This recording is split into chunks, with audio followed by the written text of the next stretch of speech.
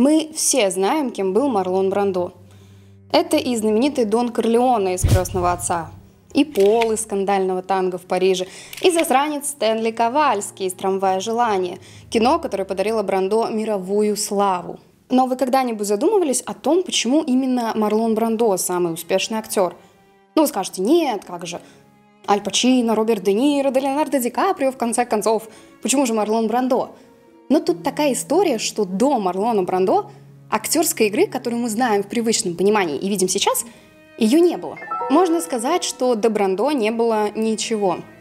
Как сам Брандо говорил, вся актерская игра была обыкновенной, приевшейся, как овсяные хлопья на завтрак. И в этом есть доля правды. Кларк Гейбл, Хамфри Богарт, Гэри Купер, мы точно знаем, что они скажут, когда выходят из комнаты, открывают дверь и поворачивают голову на зрителя. Люди почти наверняка могли предугадать каждое слово и действие актера. Предсказуемость. Вот от чего отказался Брандо. Константин Сергеевич Станиславский, имя которого вы наверняка слышали, это великий русский режиссер, который привнес в актерскую игру новый метод. И его так и назвали – метод Станиславского. Вы спросите, при чем тут Марлон Брандо? Но ему посчастливилось стать первым, кто воплотил на экране метод Станиславского, и причем воплотил очень успешно. Марлону Брандо очень повезло попасть на актерские курсы к талантливейшей актрисе Стелле Адлер, которая как раз-таки в свою очередь была ученицей самого Станиславского и обучила Брандо этому методу. В чем заключалась система Станиславского? Не играть, жить.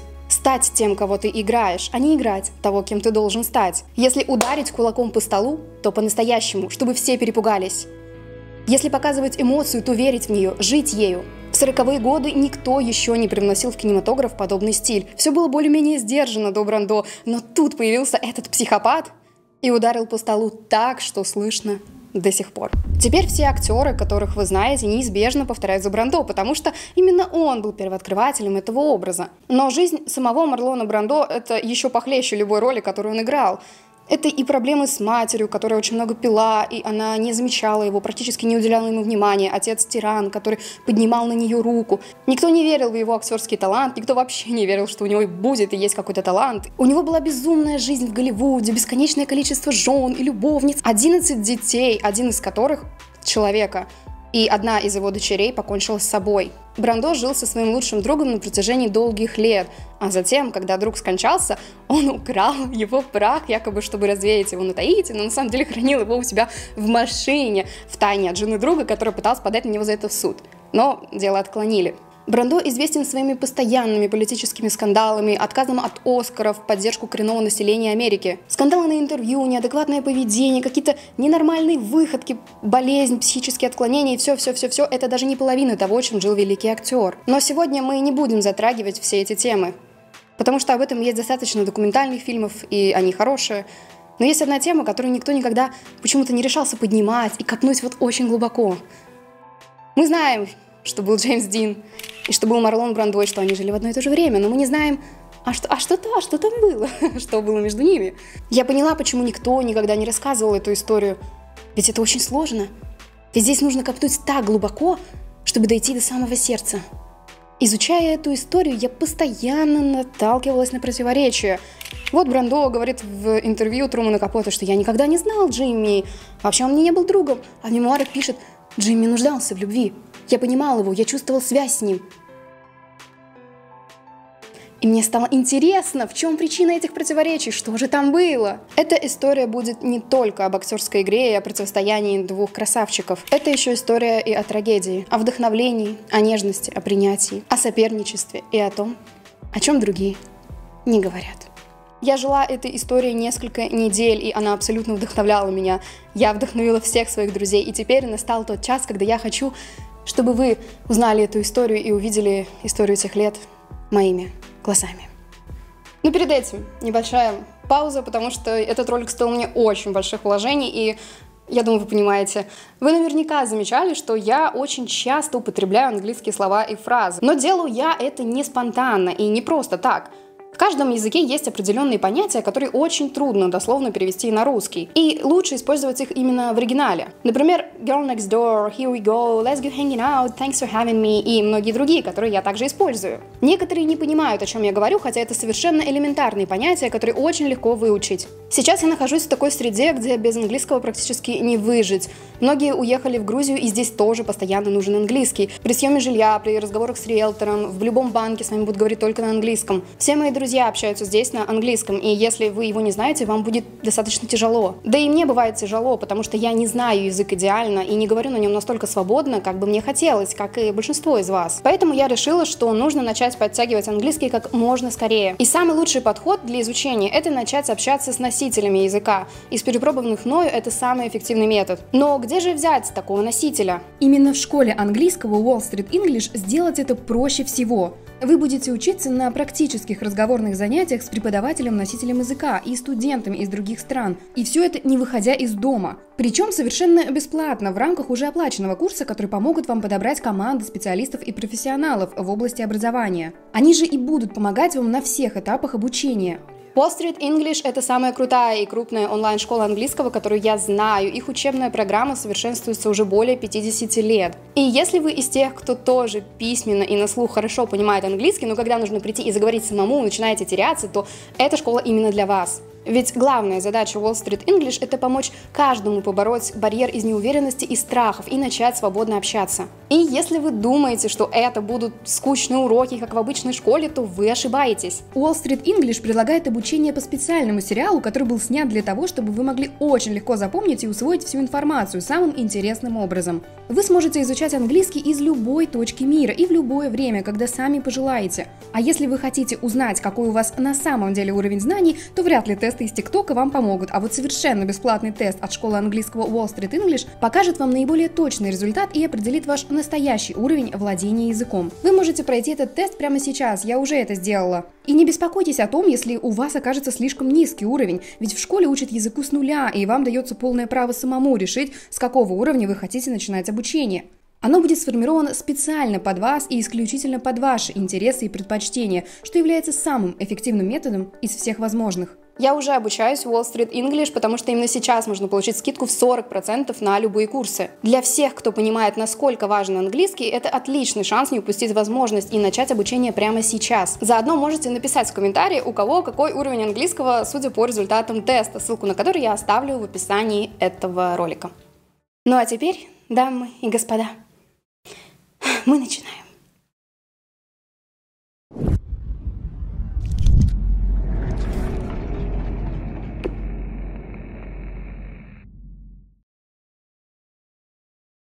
Он был зациклен на Марлоне какое-то время. Я собиралась пойти на тусовку, и Марлон должен был быть там. И тогда Джимми сказал: «Как ты думаешь, я могу пойти?» И я ответила: «Ну, я не знаю». И он говорит, что я пойду вниз по дороге к аптеке, и оттуда позвоню тебе, и ты скажешь мне, могу ли я прийти. Тогда я сказала: «Хорошо». На этом вечере мы играли в игры, дурачились, падали на пол и делали всякие глупости. Как бы то ни было, зазвонил телефон, и это был Джимми. И парень, который устраивал вечеринку, сказал: «Нет, нет». И он повесил трубку. И я спросила, кто звонил. Тогда он сказал: «Это был малыш Джимми Дин». И я попросила: «Если он позвонит снова, дай мне тоже с ним поговорить». В общем, он позвонил снова, и он был очень заведенный. Он кричал: «Почему мне нельзя прийти? В чем причина?» Я не знаю, где я нахожусь. Я хочу умереть. Написание херни заглавными буквами, похоже, не помогает. Большую часть времени мне грустно. Тебе тоже ужасно одиноко, не так ли? Я надеюсь, ты умираешь, потому что я умираю. Любовь. Джим Брандо Клифт Дин.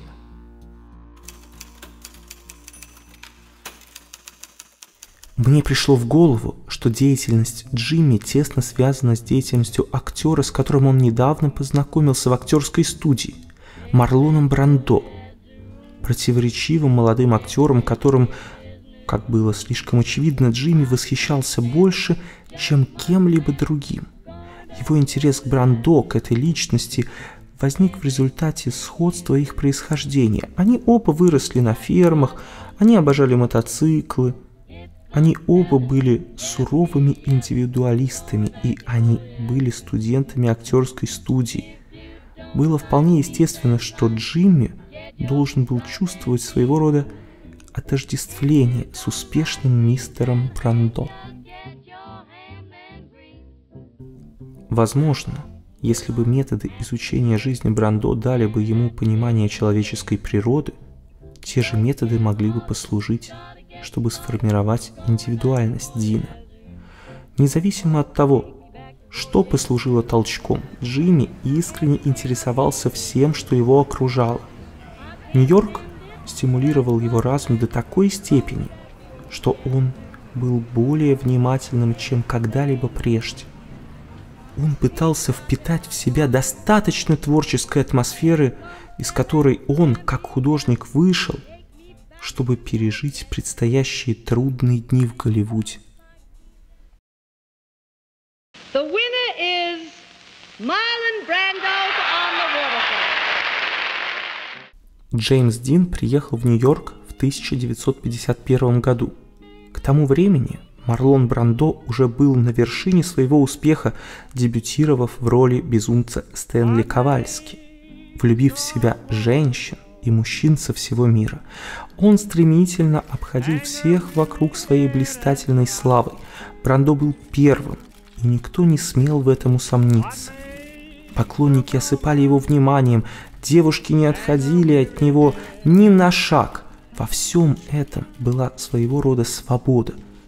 Свобода от скуки, от клишированных рамок, свобода от необходимости быть кем-то другим.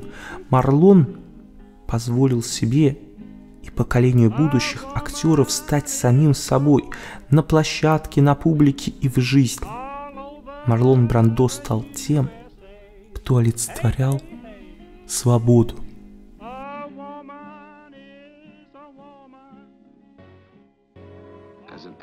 Он наблюдал за чайками, играющими друг с другом. Он хотел быть таким же свободным, и, наконец, он понял, что, будучи актером, он станет океаном, завораживающим всех своей мощью. И, будучи актером, он может стать чайкой, парить над всеми земными заботами, и он увидел мертвую птицу на песке. Но он не заметил этот знак.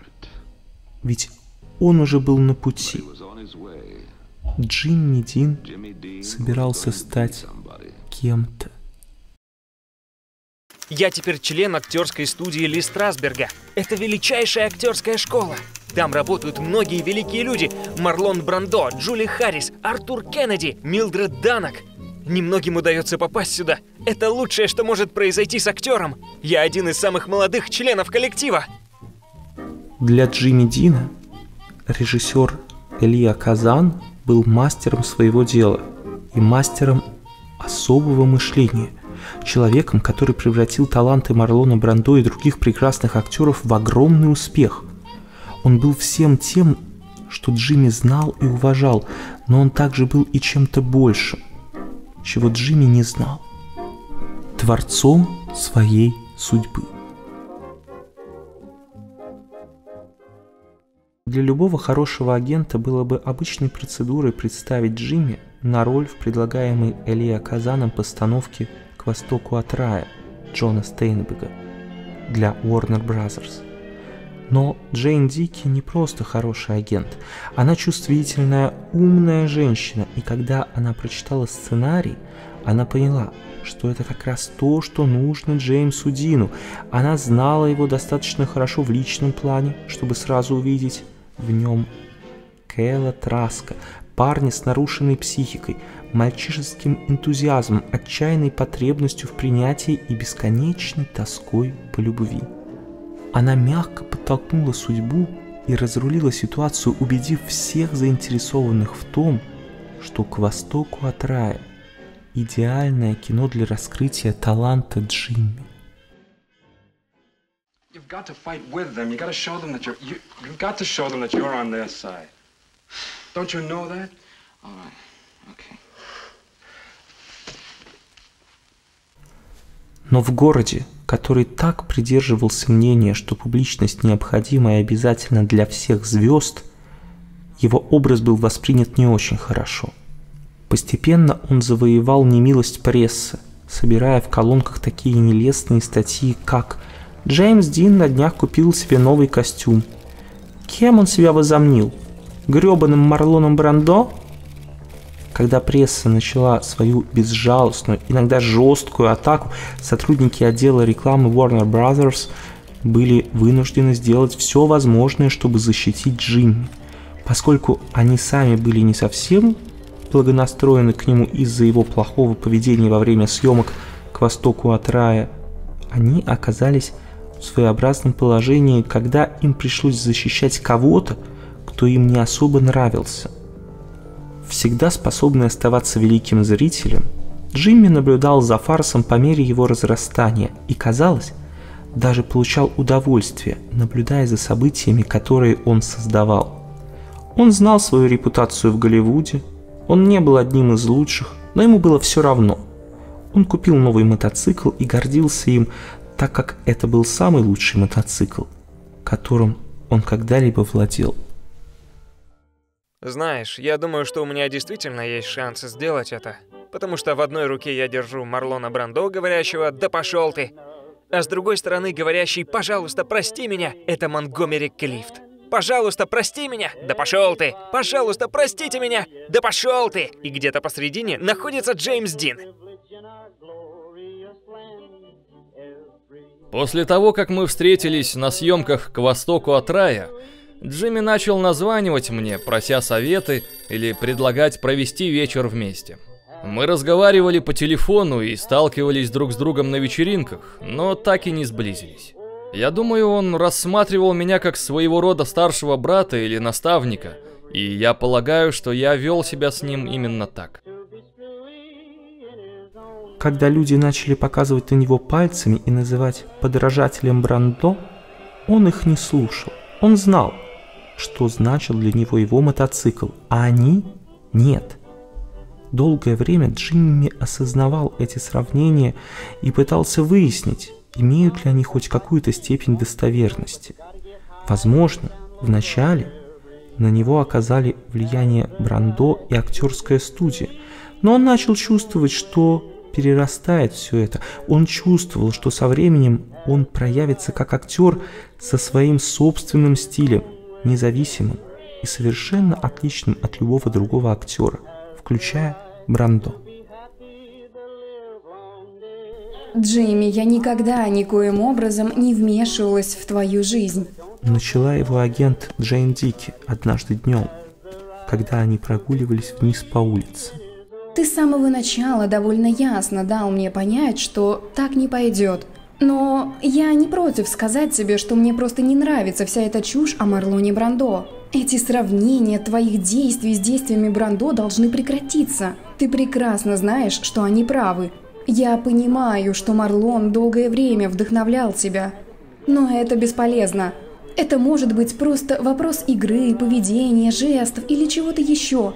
Но ты должен прекратить. Во-первых, тебе, конечно, не нужно ничего из того, что есть у кого-то еще. У тебя достаточно своего таланта. Я понимаю, что это не намеренно. Вы с ним пришли из одной актерской школы, и у вас похожее прошлое. Но это все равно должно прекратиться. Это нехорошо. Дин начал свою актерскую карьеру на телевидении в 1951 году и добился значительных успехов в этой области. Выход «К востоку от рая» в 1955 году буквально в одночасье вознес Дина на самую вершину голливудской славы, и Брандо не выдержал. Брандо посмотрел на Дина и увидел, по сути, симпатичного мальчика, копию самого себя, та же склонность к футболкам, тоже аутсайдерское отношение, та же неприкрытая сексуальность. Дин также заработал репутацию человека, который снимает пиджак и отбрасывает его, входя на вечеринку, что было старым приемом Брандо. Брандо не нравился внешний вид Дина, похожий на жевательную резинку идола подростков. Его квадратная челюсть, его безупречные волосы, и он не стеснялся говорить это вслух Дину в лицо. Когда мы с Джимми покидали собрание, Брандо отвел Джимми в сторону и сказал кое-что о его пристрастии к мотоциклам. Так не пойдет. Это мой образ. Знаешь, актер лишь с половиной собственной личности — это вообще не актер. Забудь об этом. Почему бы тебе не сделать что-то свое? Джимми выслушал, но уже к тому времени, как высадил меня у моего дома, отмахнулся от совета. Однако, несколько дней спустя Джимми сообщил Элиа Казану, что избавился от байка, потому что посчитал его слишком опасным. Конечно, он не сказал, почему. Я действительно верю, что Джимми влюбился в Брандо в том же году. Что касается Брандо, я не думаю, что он когда-либо любил Джимми. Я встречался с Брандо всего 3 раза, и каждый раз он был с Джимми. По моему мнению, Брандо был влюблен в Брандо. Это была игра в кошки-мышки. Брандо, разумеется, был кошкой. Мне кажется, с его стороны это был настоящий садизм по отношению к Джимми, который следовал за ним везде и смотрел на него с обожанием, что бы Марлон ни делал. Дин никогда не был моим другом. Я почти не знал его. Но он помешался на мне. Что бы я ни сделал, он повторял. Он всегда пытался сблизиться со мной. Он звонил. Я слушал, как он разговаривает с автоответчиком, спрашивает меня, оставляет сообщения. Но я никогда не отвечал. Я никогда не перезванивал ему. Когда я наконец встретил Дина, это было на вечеринке, где он скакал, притворяясь сумасшедшим. И я видел, как он снял куртку, скатал ее и бросил на пол. Меня поразило, насколько он имитировал то, что всегда делал я. И тогда я отвел его в сторону и сказал: «Не делай этого, Джимми. Просто повесь свою гребаную куртку, как все остальные. Тебе не обязательно бросать ее в угол. Повесить ее гораздо проще, чем поднять с пола». Дорогая Барбара, мне здесь не нравится. Мне не нравятся люди. Я всегда должен быть несчастным. Я так стараюсь быть отвергнутым. Почему? Я не хочу писать это письмо. Было бы лучше промолчать. Я опять облажался. Джимми часто преследовал его, даже следил за ним до дома. Много ночей подряд Джимми стоял около квартиры Брандо, глядя на окна его спальни, ожидая, когда погаснет свет. Одним очень холодным утром Брандо спустился вниз в своей пижаме и пригласил Джимми, дрожащего от холода, подняться с ним наверх. Но эти акты доброты были исключением. Я не понимаю, как Брандо мог позже заявлять, что он не встречался с Дином, пока тот не стал звездой «Востока от рая», снятого Казаном. Все мы в Бродвее знали, что Дин и Брандо — это был самый плохо хранимый секрет. Судя по тому, что я видел в ту ночь, Брандо определенно имел над ним контроль. Если ему чего-то хотелось, возможно, выпить, он посылал за этим Дина. Когда Брандо был готов уйти, он вставал и, не сказав ни слова, уходил. Дин плелся за ним, как щенок за своим хозяином. Я отвел его в сторону и спросил, разве он не знал, что больной, что ему нужна помощь. Он внимательно слушал меня, он знал, что болен. Я дал ему номер своего психиатра. Он согласился пойти. В тот период ему стало лучше. Это прославление Дина неправильно. Вот почему я считаю, что документальный фильм должен быть честным, чтобы показать, что он не герой, показать, кем он был на самом деле. Просто потерянным мальчиком, пытающимся найти себя. Это должно быть сделано. И я хотел бы это сделать. Может быть, в качестве искупления некоторых моих собственных грехов. Я не могу объяснить, но я думаю, что я смогу нарисовать, и тебе станет понятно, если ты не против. Посмотри. То, что внутри, это то, что есть в каждом из нас. Но мы прячем это от всех. Это что-то личное. Это то, что мы стараемся оберегать. Многие из нас строят стены вокруг себя. Если мы не доверяем, мы выстраиваем защитные стены, чтобы охранять то, что внутри нас. Но получается так, что одной стены недостаточно. Взгляни на это. Нам нужно больше разных стен вокруг нашего «я». Нужно больше углов, поворотов, зигзагов для каждого человека в нашей жизни. И они говорят: «О, он такой сильный и непробиваемый». Но они не знают. Это то, что ты им показываешь. Или своему режиссеру. Это что-то для бизнеса. А это, если ты говоришь с композитором. И тогда больше всего на свете я мечтаю быть композитором. Таким образом, ты хочешь быть и бизнесменом, и режиссером, и композитором. Всеми сразу. Но это не ты. Ты все еще внутри. И ты не знаешь, нравишься ли ты кому-нибудь, потому что никто не знает тебя. Потому что ты никогда не впускал никого внутрь себя настоящего. Никто никогда не был так близко, чтобы посмотреть на настоящего Джимми Дина. Так что же скрывается в глубине Джимми? Почему ты прогоняешь людей прочь? Почему думаешь, что ничего не заслуживаешь? Тебе кажется, что внутри тебя пустота? Думаешь, если они заглянут внутрь, то откажутся от тебя? Поэтому ты сбегаешь до того, как они станут к тебе слишком близки. Я не знаю, где я нахожусь. Я не ложился в постель ни с кем. И не буду до тех пор, пока после картины я не окажусь дома, в безопасности. В Нью-Йорке, в уютном маленьком городке.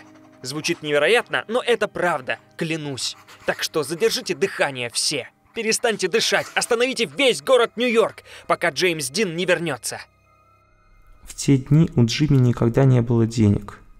Иногда я одалживал ему $50, не надеясь когда-нибудь снова увидеть эти деньги. Хотите верьте, хотите нет, но в те дни за $50 действительно можно было что-то купить. Даже когда у Джимми в кармане было меньше $2, Брандо не дал бы ему ни цента. Я убеждал его обратиться за помощью к психотерапевту. Я понятия не имею, делал ли он это когда-нибудь. Но я знал, что такому трудному ребенку, как он, может быть сложно соответствовать внезапной славе и шумихе, которую создал вокруг него Голливуд. Я видел, как это случилось с Мэрилин, и я также знал это по своему собственному опыту. Пытаясь копировать меня, я думаю, Джимми всего лишь пытался справиться с этой неуверенностью, но я сказал ему, что это ошибка. Джимми часто говорил мне о своих мечтах о будущей голливудской славе. Он говорил, что будет подражать Брандо в актерском стиле. Потом, когда он действительно попал в Голливуд, он захотел сняться во всех фильмах, от которых отказался Брандо. Несмотря на то, что я убеждал его выработать свой собственный актерский стиль, он никогда не слушал. Люди говорили мне, что я выглядел как Брандо, даже прежде, чем я знал, кем был Марлон Брандо. Однажды ночью, около 2 часов, Джимми пришел в мою квартиру. Я не видел его несколько дней. Он умолял меня сводить его в круглосуточную закусочную, где он мог бы есть чили с фасолью, как раньше, когда был мальчиком в Индиане. Неохотно я оделся и пошел в закусочную, хотя я терпеть не могу холод. Он сказал мне, что отказывается от своей мечты о карьере актера.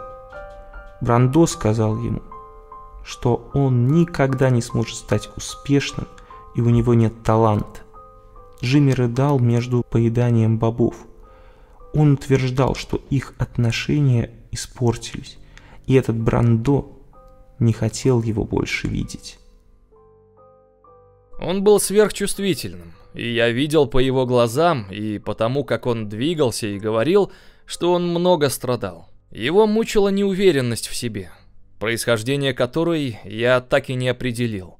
Хотя он сказал, что у него было трудное детство и много проблем с отцом. Я убеждал его обратиться за помощью, возможно, обратиться к психотерапевту. В другой раз я сказал ему, что, по-моему, было бы глупо пытаться копировать меня как актера. Джимми, ты должен быть тем, кто ты есть, а не тем, кто я. Ты не должен пытаться копировать меня. Поддерживай лучшие качества в себе. Саморазрушительно это было или нет, но Джимми продолжал встречаться с Брандо, даже несмотря на то, что я умоляла его не делать этого. Вскоре до многих партнеров Брандо в Голливуде дошли слухи, что он дружит с Микки Маусом Джеймсом Дином, описание, которое Джимми ненавидел больше всех остальных. На самом деле Джимми и Брандо испытывали влечение друг к другу, но также были соперниками, и временами казалось, что они ненавидят друг друга. Это были такие же отношения, которые связывали Ретта Батлера и Скарлетт О'Хара в «Унесенных ветром». Вернувшись в Голливуд, чтобы начать подготовку к своей следующей картине «Бунтарь без причин», Джимми слонялся без дела, пытаясь приспособиться к неуклонно растущей популярности, которая началась сразу после выхода «К востоку от рая». Он был полон решимости не позволить дурной славе вмешиваться в его устоявшиеся принципы и личную жизнь. Как только «Бунтарь» вышел, я наблюдал, как Джимми изменил образ жизни. Это было неудивительно, поскольку во многих отношениях это было похоже на те дни в Нью-Йорке, когда он искал приключения. Но, в отличие от дней в Нью-Йорке, на этот раз Джимми, казалось, хотел полностью вовлечься в то, что он делает. Сначала я предположил, что, возможно, именно роль, которую он играл в «Бунтаре», заставила его стремиться к нездоровому существованию. Возможно, душевное волнение персонажей в этой истории заставило его захотеть вновь испытать чувство потерянности, нежеланности и непохожести на других. Но потом я начал осознавать, что на этот раз дело было не столько в этих изысканиях, сколько в его сильном чувстве, что он на самом деле принадлежит к той части человечества, которая потеряна, одинока, сбита с толку. Однажды он сказал Элли Логан: «Ты мне нравишься, Элла. Ты хорошая. Но знаешь, мне нравятся плохие люди. Я думаю, это потому, что мне очень любопытно узнать, что сделало их плохими». Я чувствовал родство с ним, и мне было жаль его. Он был чувствителен, и в его личности были элементы неожиданности. У него была тонкая энергия и неосязаемая травмированность, которая оказывала огромное влияние на аудиторию. Джеймс Дин был самым вопиющим и успешным из подражателей Брандо. Удивительное количество людей, у которых в остальном хороший вкус, предпочитают Дина, а не Брандо. Однажды Брандо посетил съемочную площадку «К востоку от рая». Для Джимми его приезд стал неожиданностью. Большинство актеров и участников съемочной группы не знали, что Брандо и Джимми близко познакомились в Нью-Йорке, и оба актера распространяли миф о том, что их пути никогда раньше не пересекались. Приехав поздно, Брандо остался на ночную съемку. Знаменитая фотография была сделана, чтобы задокументировать визит Брандо. Появляется Казан, выглядит суровым. Брандо смотрит в камеру, а Джули Харрис очаровательно смотрит на него. В крайнем правом углу кадра стоит растерянный Джимми. Брандо, в отличие от Дина, был разносторонне одаренным человеком. Своего рода потоком опыта, который можно было использовать, а затем направить так открыто, как если бы актер раздевался перед всем миром, перед многими гранями его личности. Дин, напротив, отличался очень малой уступчивостью. Его уязвимость была скрыта за болью на лице, которую он показывал снова и снова. Была приглушенная агрессия, которая в любой момент могла смениться деструктивностью. С одной стороны, Джимми был сентиментальным идеалистом, стремящимся к совершенству с помощью любви.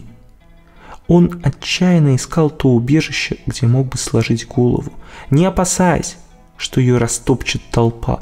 С другой стороны, он был суровым индивидуалистом, реалистом в самом низменном смысле этого слова, горячо защищавшим свое право на существование так, как ему было удобно, отказываясь даже от части своего права делать, жить, чувствовать или думать все, что было для него естественным.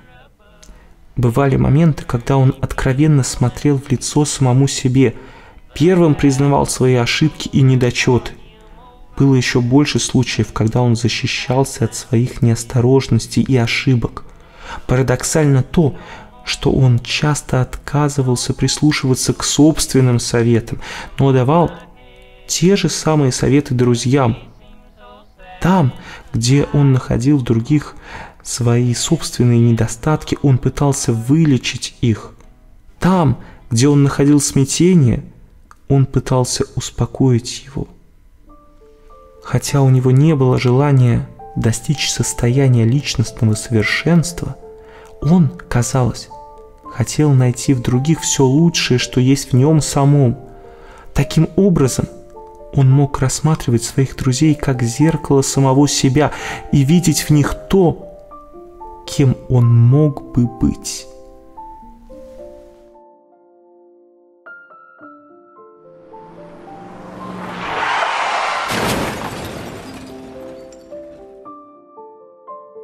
Джеймс Дин, но ты можешь называть меня Джимми.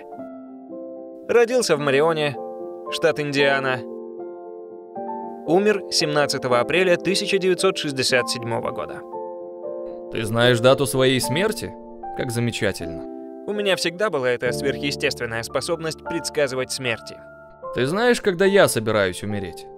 Ты умрешь 24 декабря 2010 года. Очень старым человеком. Ты действительно планируешь умереть таким молодым? Конечно. Мой девиз – живи быстро, умри молодым и оставь после себя красивый труп. Если таково твое намерение, я уверен, что ты достигнешь этой высокой цели. Он стоял, глядя в глаза Джимми долгую минуту. Может быть, 2 минуты. Может быть, намного больше. Как он позже вспоминал об этом моменте Льюису, Брандо сказал, что не был уверен во времени. Джимми Дин, снявшийся всего в 3 картинах «К востоку от рая», «Бунтарь без причины» и «Гигант», сделал, что мог. Он не только был на пути к тому, чтобы стать хорошим актером, но и обладал личностью и энергией, которая вызывала у зрителей интерес к нему, а также внешностью и уязвимостью, которые женщины находили особенно привлекательной. Они хотели позаботиться о нем. Как и я, он по счастливой случайности стал символом социальных перемен в 1950-х годах. «Бунтарь без причины» — это история о новом потерянном поколении молодых людей. И реакция на нее, как и на Дикого, была признаком подземных толчков, которые начинали сотрясать нашу культуру. Поскольку мы были рядом, когда это произошло, Джимми Дин и я иногда выступали в роли символов этой трансформации, а в некоторых случаях и зачинщиков отчуждения. Но кардинальные изменения в обществе не имели к нам никакого отношения. Они произошли бы с нами или без нас. Я сказал, что пытаться быть кем-то другим – это тупиковая улица. Оглядываясь назад, я понимаю, что для людей нет ничего необычного в том, чтобы заимствовать чужую модель, пока они не найдут свою собственную. И со временем Джимми это сделал. Он все еще развивался, когда я впервые встретил его. Но к тому времени, когда он снялся в «Гиганте», он больше не пытался подражать мне. У него все еще была неуверенность в себе, но он стал самим собой. Он был ужасно хорош в той последней картине, и люди отождествили себя с его болью и сделали его культовым героем. Мы можем только догадываться, каким актером он стал бы еще через 20 лет. Я думаю, он мог бы стать великим. Вместо этого он умер и был навсегда похоронен для людей как великий миф своего поколения. Марлон Брандо определенно изменил актерскую игру. А Джеймс Дин? Он изменил человеческие жизни. Я уверен в этом на все 100. Может быть, вы отчаянно нуждаетесь в любви? Всегда нуждались в вашей жизни. Но вы были недоверчивы к людям.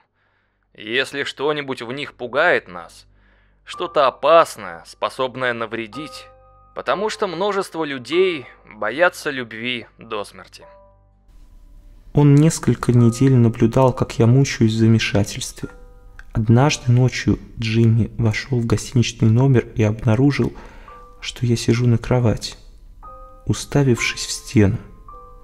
Не говоря ни слова, он потянулся за маленькой книжкой на комоде и протянул ее мне. Она называлась «Маленький принц» и была написана Антуаном де Сент-Экзюпери. Он кивнул и вышел из комнаты. Влекомый непреодолимым интересом я открыл книгу и впервые в своей жизни попал в самый совершенный мир, который я когда-либо знал. Как печально красивая история о маленьком ребенке с далекой планеты раскрывалась с каждой последующей страницей, так я чувствовал ликование от осознания простой истины. Маленький принц — это нежность, и теплота, и простота. Он — символ всего, что действительно важно в этом мире. Он — это любовь, доброта, дружба и понимание. Познать его — значит принять его как символ совершенства в человеческих отношениях. Ибо есть ли что-нибудь более реальное, более священное для каждого из нас, чем совершенствование через красоту и любовь? На мгновение я держал в своих руках всю любовь и истину Вселенной. Когда я прочитал последние слова, я заплакал от отчаянной тоски по этому маленькому ребенку и совершенству его души. Я все еще плакал, когда Джимми вернулся и сел рядом со мной. После долгого молчания я передал Джимми книгу и направился к двери. Когда я выходил из комнаты, он процитировал строчки из книги. Самое главное то, чего не увидишь глазами.